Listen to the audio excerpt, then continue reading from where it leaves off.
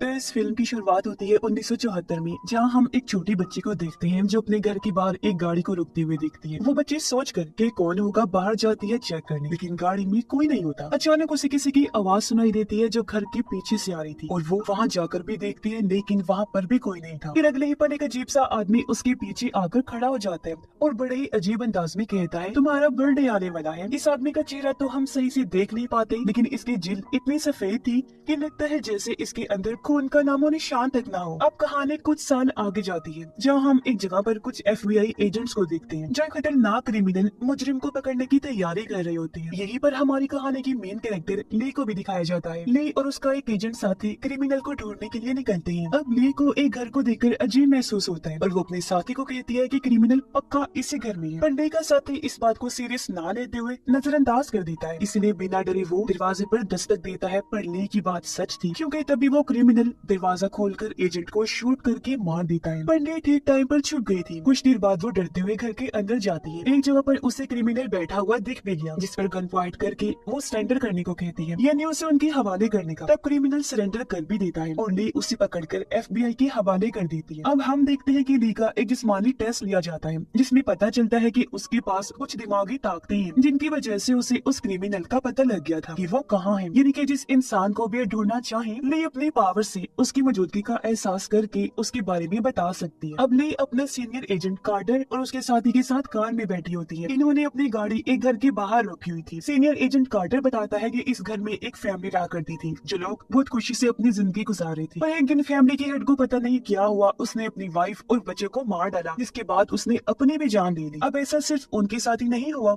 बल्कि पिछले कुछ सालों में बहुत सारी फैमिलीज के